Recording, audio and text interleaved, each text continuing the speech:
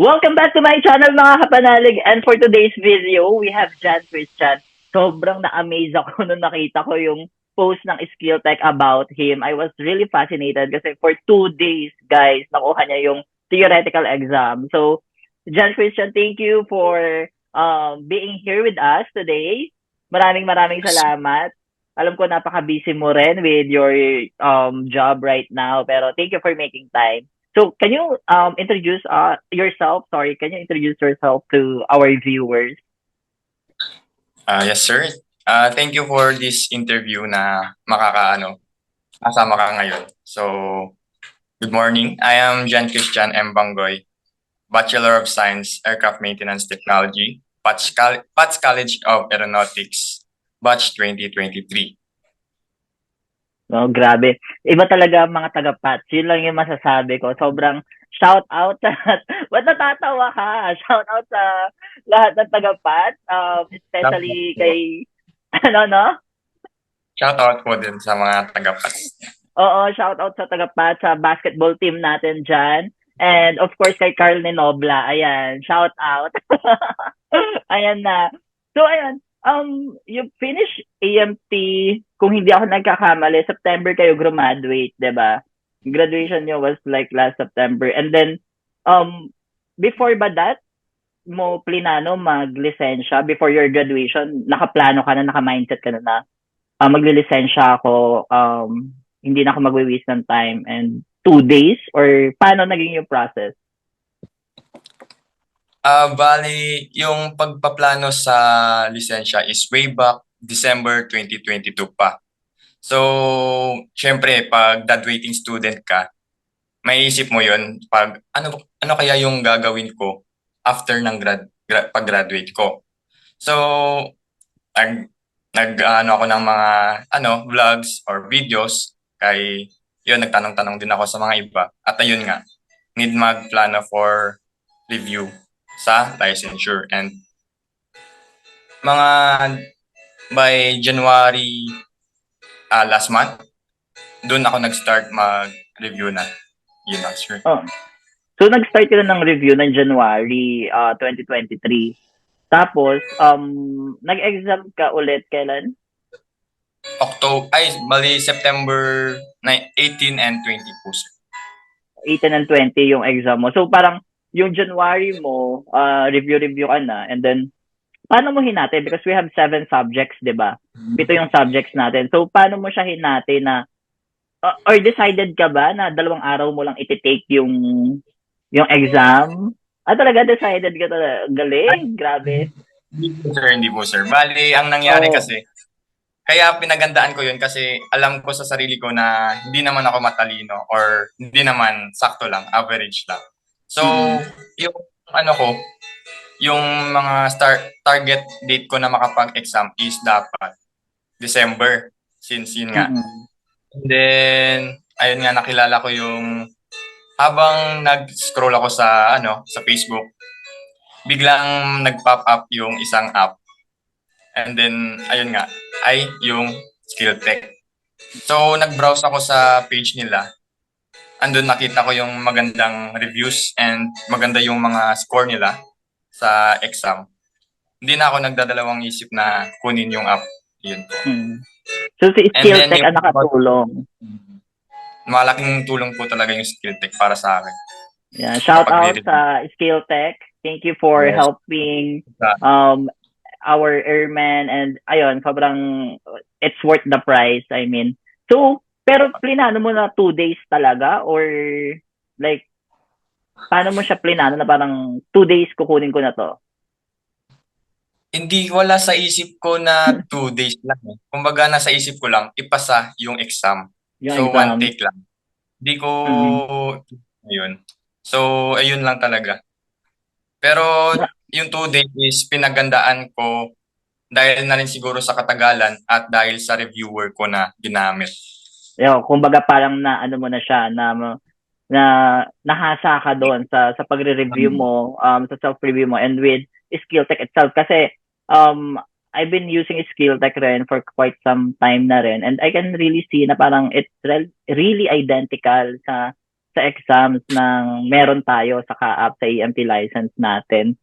Tapos, Tama. paano yung naging study habit mo nun? Kasi we've been like, kasama ka namin sa aviation motivation. So, nag-OJT ka nun back then sa A+, di ba?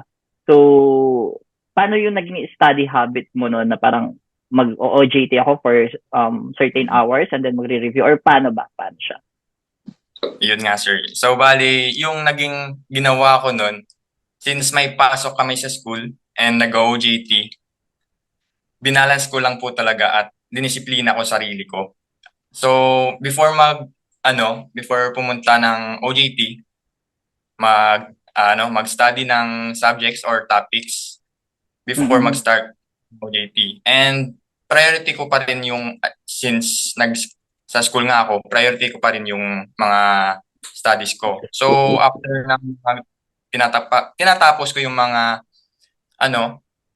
gawa ko sa activity sa school, after nyan is nagre-review ako, and kapag may mga times na may mga break time, ayun, ginagamit ko yung reviewer na SkillTech. So, malaking tulong din talaga. So, kasi sa handphone, pwede kasi siya, di ba? So, it's really nice to, and sorry? Kahit anong mobile, mapa-laptop or PC, magagamit mo talaga. Correct. Magagamit mo siya. So parang yun nga, parang really good na parang it's very rare that we see someone na matapos yung theoretical exam for 2 days, and congratulations on that. So paano naman, anong next step mo? Ka na ba? Nag-practical exam ka na ba, or are you scheduling for a practical exam? Sa ngayon, sir, may ibang inaatupag pa ako ngayon. So, yeah. Hindi muna. Oo, sir. Oh, yeah. Review. Because right now, I mean, I know you're very busy and you really need to focus with what you're doing. And congratulations on that as well. I mean, we literally saw everyone in the group na parang, okay, yung pathway ng career nyo talaga is nagbo-bloom na siya. So, congratulations on that. Hard-earned talaga. And then, ano yung mga tips mo naman sa mga gustong mag-lisensya and maggayahin yung 2 days? Kasi when you get the license, maximum of 4 subjects per day. Tama, di ba? 4 subjects per day lang yung max. 5 ba? Yes, sir. 5. Oh, 5 subjects per day. So, maximum of 5 days subjects per day. So, ano yung maipapayo mo naman sa mga gusto ring tumulad sa 2 days na exam passer? Diyos ko, napakagaling, promise. Ang dami nga nagsasabi sa akin na gusto nilang talunin yung yung 2 days na record. So, yung tips ko naman sa kanila is paghahandaan talaga. And then disiplina. Tapos need mo ng tamang resource ng mga reviewer. Ayun lang talaga yung need mo. Yun lang, sir. Tsaka disiplina and tamang resource ng reviewer, which is really napapanahon kasi si Prepware ay outdated na. And then, ayun nga, kung meron ka namang reviewer app tapos hindi ka rin naman nagre-review, so wala rin, di ba? Hindi ka rin nagpo-focus and all. Kasi ako parang, I've been asked a lot of questions regarding sa paglilisensya, and yung ibang bata na or yung mga ibang students or fresh grad na hindi rin sila ganun kagaling academically. So parang ako kasi, I always tell them na ako rin naman, baka in college, hindi naman ako magaling. I am not top of the class in terms of academics, but I mean, it's self-discipline, it's your drive na magdadala sa'yo sa future mo and sa goal na gusto mo. So yun rin lang. And for that, thank you again, John Christian. Meron ka ba mga gustong pasalamatan? Ayun, thank you, sir. Thank you sa dito. So, nagte-thank you talaga ako sa SkillTech app. So, thank you sa paggawa ng reviewer na to, since hindi ko talaga magagawa yung 2 days, and didisiplina sa sarili ko na matapos yun. Yun lang po. Oh, and also SkillTech is made by Filipino Aircraft Mechanics, but for and by Ang gulo ng statement ko. Wait. Skill Tech is made for and by Filipino aircraft mechanics. So talagang very reliable niya. And ayun lang. Thank you for being here. So mga panalig, you can find me on Instagram, Twitter, and TikTok at HappyPhilPH. And then shout out rin sa Airman Clothing. Thank you for the t-shirt. And then YouTube and Facebook, Happy Phil. So ayan, kung gusto nyo na matapos yung exam nyo within 2 days, kayang-kaya, posible siya. Hindi madali pero posible, and you can avail Skill Tech. Use my code HappyPhil rin para matulungan tayong gumawa pa ng madaming content. So, ayun. Maraming salamat mga kapanalig. And thank you, John Christian. Bye! Bye, sir.